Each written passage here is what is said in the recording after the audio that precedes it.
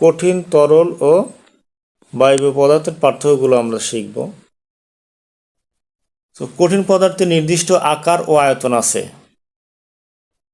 তরল পদার্থের নির্দিষ্ট আয়তন আছে কিন্তু আকার নাই। বায়বীয় পদার্থের নির্দিষ্ট আকার আয়তন কোনোটাই নাই। তাইলে কঠিন পদার্থের নির্দিষ্ট আকার ও আয়তন আছে, তরল পদার্থের নির্দিষ্ট আয়তন আছে কিন্তু নির্দিষ্ট আকার নাই। বায়বীয় পদার্থের আকার আয়তন কোনোটাই নাই। ওকে, 2 নম্বর কি, অণুগুলো পরস্পর নিকটে থাকে। আর তরল পদার্থের অণুগুলো কঠিন পদার্থের তুলনায় একটু দূরে থাকে, আর বায়বীয় পদার্থের অণুগুলোর মধ্যে অনেক দূরত্ব বেশি থাকে, আর দূরত্ব অনেক বেশি থাকে। কঠিন পদার্থ দৃঢ়তা আছে, তরল পদার্থের দৃঢ়তা নেই, বায়বীয় পদার্থেরও দৃঢ়তা নেই। কঠিন পদার্থ আকার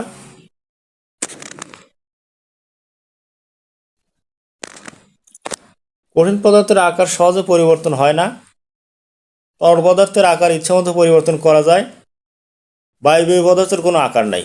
তো এটা যদি আমরা একটু বলি যে কঠিন পদার্থ একটা কঠিন পদার্থ, এটা শক্ত টাইপের হয়, তো এইটার আকার পরিবর্তন করা যায় না।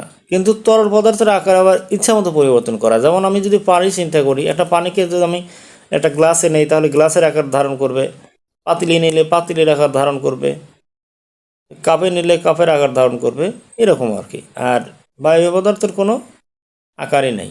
এই ছিল আমাদের কঠিন তরল ও বায়বীয় পদার্থের পার্থক্য।